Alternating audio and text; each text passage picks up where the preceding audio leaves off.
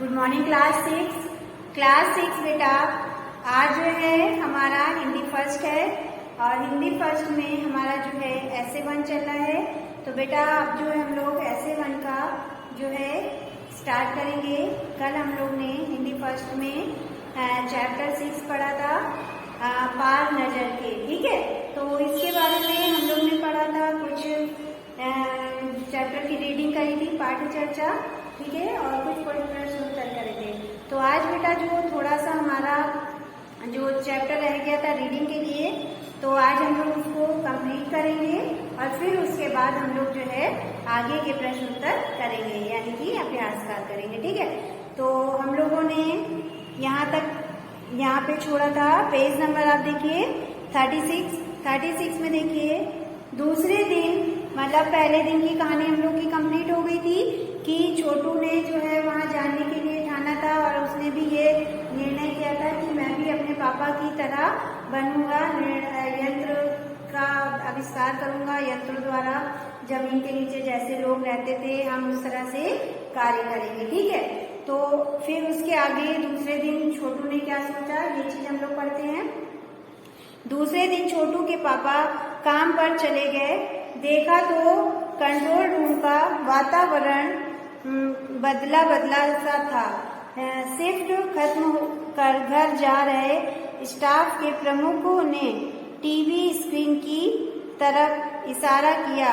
Screen पर एक बिंदु झलक रहा था। वह बताने लगा, यह कोई आसमान का तारा नहीं है, क्योंकि कंप्यूटर से पता चल रहा है कि यह अपनी जगह अड़िग नहीं रहा। पिछले वर्ष कुछ घंटों के दौरान इसने अपनी जगह बदली है। कंप्यूटर के अनुसार यह हमारी धरती की तरफ बढ़ता चला आ रहा है। तो जब छोटू के पापा ने दूसरे दिन देखा तो वहाँ का जो कंट्रोल रूम का वातावरण था वो चेंज था और वहाँ पे एक बिंदु दिखी जो उनको लग रहा था कि ये जो है एक तारा है, लेकिन कंप्यूटर के द्वारा उनको पता चला कि ये तारा नहीं है, ये कुछ और है जो हमारी धरती की ओर बढ़ता चला आ रहा है, ठीक है। अंतरिक्ष यान तो नहीं है। छोटू के पापा ने अपना संदेह प्रकट किया।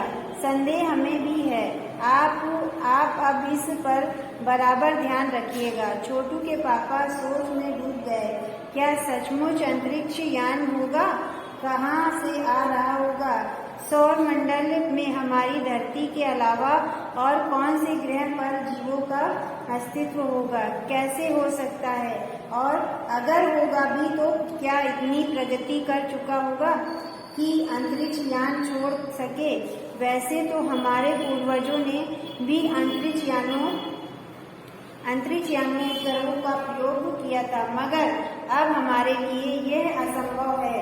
उसके लिए आवश्यक मात्रा में ऊर्जा तो हो। काश इस नए मेहमान को नजदीक से देखा जा सकता। हाँ, अगर वह इसी तरफ आ रहा होगा तब तो यह संभव हो सकता है। अगर वो हमारी तरफ आ रहा होगा तो हम उसको नजदीक से देख सकते हैं। तो ये सब बातें आपस में हो रही थी, ठीक है। अब अंतरिक्ष यान से एक यांत्रिक हाथ बाहर निकला। हर पल उसकी लंबाई बढ़ती ही जा रही थी। छोटू के पापा ने अवलोकन जारी रखा। कॉलोनी की प्रबंध समिति की सभा बुलाई गई। अध्यक्ष भाषण दे रहे थे। हाल ही में मिली जुली जानकारी से पता चलता है कि 2 अंतरिक्ष यान हमारे मंगल ग्रह की तरफ बढ़ते चले आ रहे हैं। इनमें से एक अंतरिक्ष यान हमारे गिर्द चक्कर काट रहा है। कंप्यूटर के अनुसार ये अंतरिक्ष यान नजदीक के ही किसी ग्रह से छोड़े गए हैं। ऐसी हालत में हमें क्या करना चाहिए? इसकी कोई सुनिश्चित योजना बनानी जरूरी है। नंबर 1 का आपका क्या ख्याल है? वहाँ के जो यूनिट के लोग थे उन्होंने एक सभा रखी और ये सोचा कि जो हमारा अंतरिक्ष यान जो हमारी तरफ आ रहा है उसके लिए क्या करना चाहिए। कॉलोनी की सुरक्षा की पूरी जिम्मेदारी नंबर 1 पर थी। उन्होंने कुछ कागज समेटते हुए बोलना आरंभ किया। इन दोनों अंतरिक्ष यानों को जलाकर खाक कर देना की क्षमता हम रखते हैं, मगर इससे हमें कोई जानकारी हासिल नहीं हो सकेगी। अंतरिक्ष यान बेकार कर जमीन पर उतरने पर मजबूर कर देने वाला यंत्र हमारे पास नहीं है। हालांकि अगर ये अंतरिक्ष यान खुद जमीन पर उतरते हैं तो उन्हें बेकार कर देने की क्षमता हमें अवश्य है। मेरी जानकारी के अनुसार इन अंतरिक्ष यानों में सिर्फ यंत्र हैं, किसी तरह के जीव इनमें सवार नहीं है। नंबर 1 की बात सही लगती है। नंबर 2, एक वैज्ञानिक थे, वे बोले हालांकि यंत्रों को बेकार कर देना में भी खतरा है। इनके बेकार होते ही दूसरे ग्रहों के लोग हमारे बारे में जान जाएंगे, इसलिए मेरी राय में हमें सिर्फ अवलोकन करते रहना चाहिए। जहाँ तक हो सके हमें अपने अस्तित्व को छिपाए हुए ही रखना चाहिए, क्योंकि हो सकता है जिन लोगों ने अंतरिक्ष यान भेजे हैं वे कल को हम इनसे भी बड़े सक्षम अंतरिक्ष यान भेजें। हमें यहाँ का प्रबंध कुछ इस तरह रखना चाहिए जिससे इन यंत्रों को गलत फहमी हो कि इस जमीन पर कोई भी चीज इतनी महत्वपूर्ण नहीं है कि जिसमें वे लाभ उठा सके। अध्यक्ष महोदय से मैं ये दरख्वास्त करता हूँ कि इस तरह का प्रबंध हमारे यहाँ किया जाए। नंबर 3, सामाजिक व्यवस्था का काम देख रहे थे। उनकी बात के जवाब में अध्यक्ष कुछ बोलने जा रहा था कि टेलीफोन की घंटी बजी। अध्यक्ष ने चोंगा उठाया। 1 मिनट बाद सभा को संबोधित करते हुए उन्होंने कहा, भाइयों, अंतरिक्ष यान क्रमांक 1 हमारी जमीन पर उतर चुका है। वह दिन छोटू के लिए बड़ी ही महत्वपूर्ण दिन था। पापा उसे कंट्रोल रूम ले गए थे। यहाँ से अंतरिक्ष यान क्रमांक 1 साफ नजर आ रहा था। कैसा अजीब लग रहा है यह, इसके अंदर क्या होगा पापा? छोटू ने पूछा। अभी नहीं बताया जा सकता, दूर से ही उसका निरीक्षण जारी है। उस पर बराबर हमारा ध्यान है और उसके हर अंग पर हमारा नियंत्रण है। वक्त आने पर ही हम अगला कदम उठाएंगे, छोटू के पापा ने बताया। उन्होंने छोटू को एक कंसोल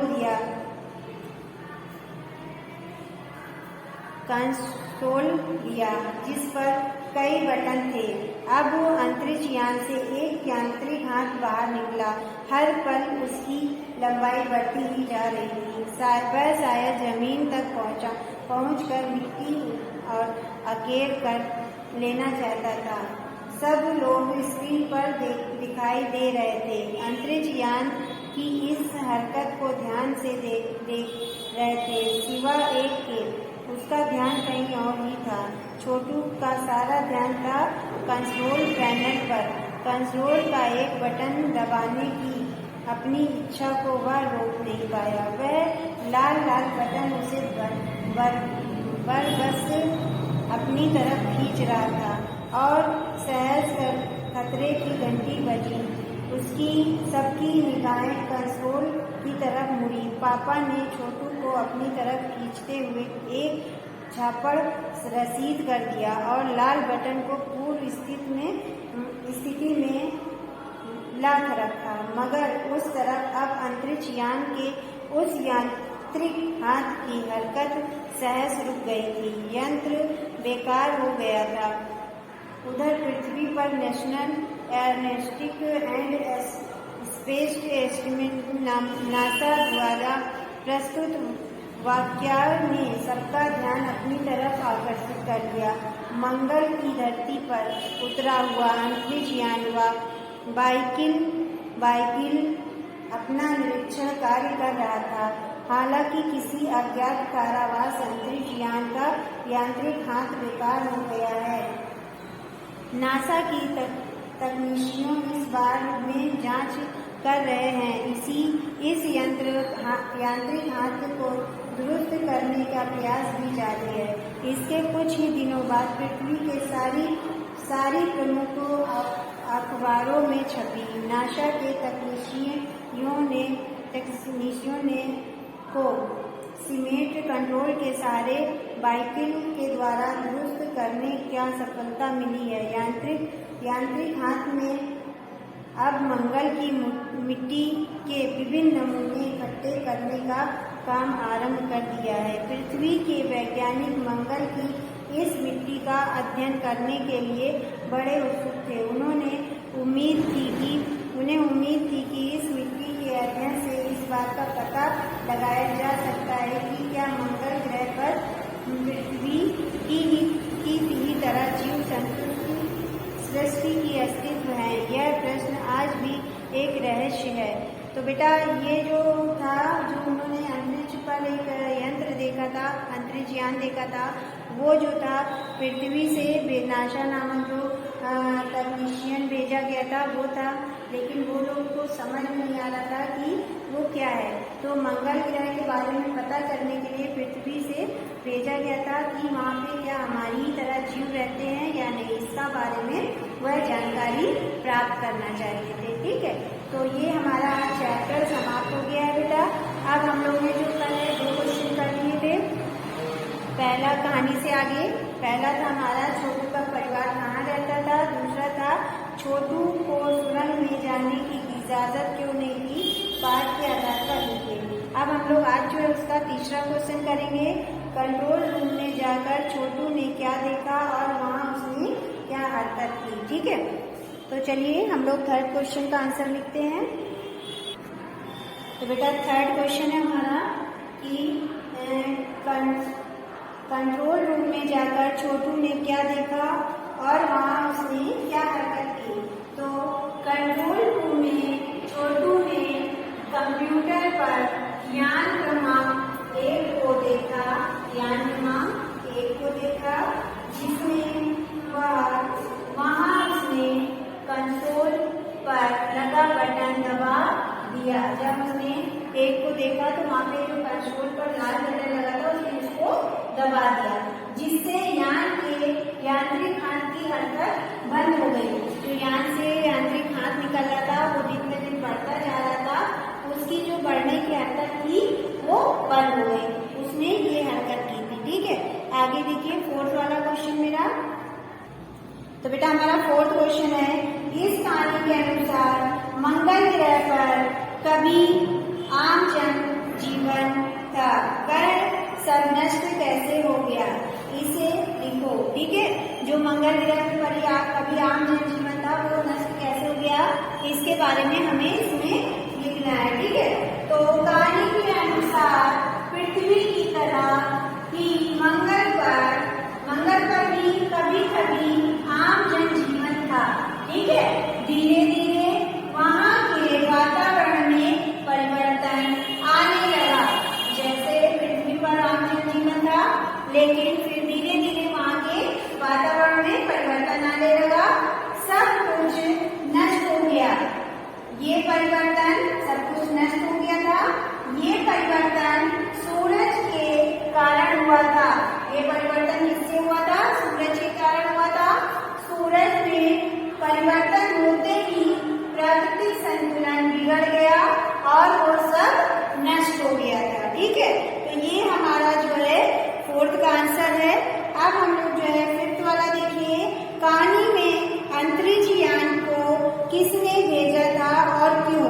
कहानी में अंतरिक्ष यान को किसने भेजा था और क्यों भेजा था, तो इसका आंसर है, तो बेटा हमारा फोर्थ आंसर है, फिफ्थ आंसर है अंतरिक्ष यान को national aeronautics and space administration NASA ने भेजा था। वहाँ के वैज्ञानिक मंगल ग्रह की मिट्टी का अध्ययन करना चाहते थे और पता लगाना चाहते थे कि मंगल ग्रह पर पृथ्वी जैसी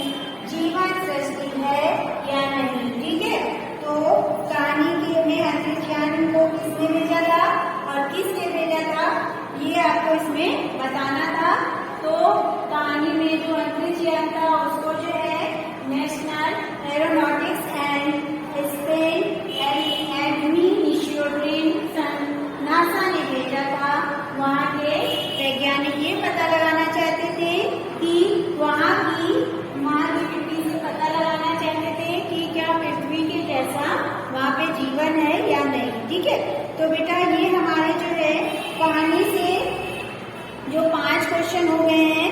अब आगे कल की क्लास में हम इसके आगे के क्वेश्चन आंसर कराएंगे। तो आज जो है आप लोग इनको कंप्लीट कर लीजिएगा। आज की क्लास हमारी ओवर होती है। Thank you class.